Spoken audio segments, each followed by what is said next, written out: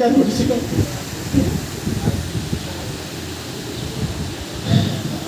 শাহিন মারা গেছে, আমার খুব কষ্ট লাগে। আমার সাথে ওই খুশি হতো বেশি, আমি ঢাকা ইউনিভার্সিটিতে চান্স পেয়েছি। যাই শাহিন মারা তখন আমি হতাশায় করতেছিলাম যে শাহিন একাডেমির শাহিনকে আমি জানি না তার ঠিকানা। আমার কাছে একটুই বলছে যে কোথাও ভর্তি করা লাগবে না বাইরে, আমি শাহিন স্যার আমি একটা স্যার আছে তার কাছে আমি আবার নিয়ে দিব। তারপরে যখন শাহিন মারা গেল, আমি আমার নিউ অজরের কথা আমার কাঁদেছি, শাহিন স্যারকে আমি নিজেও জানি না। আমার একটা সকালে অভ্যাস আছে, আমি বড় মসজিদে নামাজ পড়ি হাঁটতে পারি। দেখ ইত্যাদির দিকে যাতে আমি এই সাইনবোর্ড থেকে হঠাৎ আমার মনে হলো এডি মনে হয় সাইন, সেই সাইনটা তাকে আমি করছি।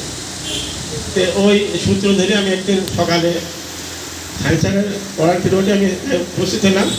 তারপর বিস্তারিত করলাম সায়েন্সের পিরিয়ড আমি আর ওই অ্যাডমিশন এইতে আমি আর কোনো ছাত্র পড়াচ্ছি না। তারপরে আমি রিকোয়েস্ট করলাম যে সায়েন্স স্যারের আপনার একটা পরিচয় দিয়েছিল, যে আপনি একটু চেষ্টা করেন। কোনো বিরোধ করার পরে ঠিক আছে আমি পড়াতে পারি, আপনার এক শর্ত যে আপনার মেয়ের সাথে আর 2-5টা মেয়েদের দুটো দিতে পারে, খালি আমি হয়তো একটা প্যাস করি তাকে পড়াবো। আর তারপর উনি বললো যে আপনাকে মেয়েটা আমার সাথে সাক্ষাৎ করেন। আমরা ঠিক আছে আগামীকালকে আমি নিয়ে আসি। সাক্ষাৎ করে নিয়ে আসার পরে উনি তখনই বললেন যে আপনার মেয়ের মেধা আছে, একটু যত্ন নিলে হয়তো হতে পারে।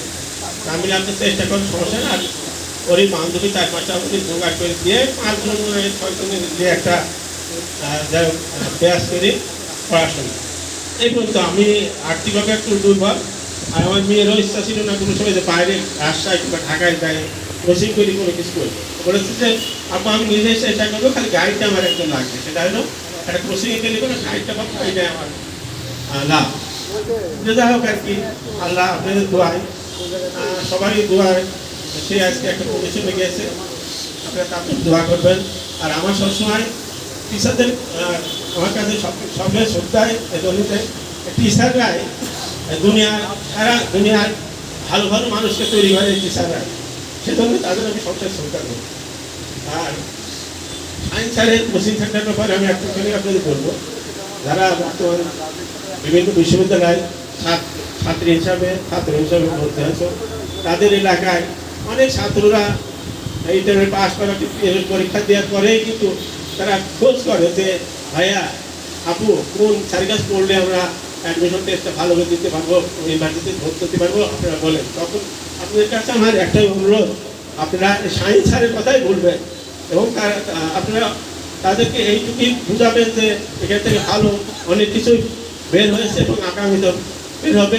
আর সাথে সাথে এইসব এলাকার যেসব কলেজগুলো আছে, কলেজের টিচারদের কাছেও আমার অনুরোধ, আপনারা এলাকার একটা প্রতিষ্ঠান যদি ভালো হয় অন্য অন্য এলাকাতে সুনাম ছড়া যায়। ওই জন্য আপনারাও চেষ্টা করবেন তার এই প্রতিষ্ঠানটা যাতে ভালোভাবে চলে। আর এটাই আসলে কথা। আর সবচেয়ে বড় জিনিস হলো দেখে আর্থিক একটা ব্যাপার আছে, যে দূরে গেলে এবারে আর্থিক অনেক খরচ খরচা অনেকে মেটাতে পারে না।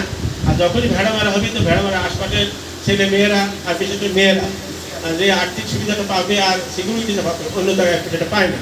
তাই আপনাদের কাছে অনুরোধ থাকলেও আপনারা অবশ্যই সবাই সায়েন্স স্যারের জন্য সহযোগিতা করবেন, এগুলো আমি আমার আল্লাহ হাফেজ।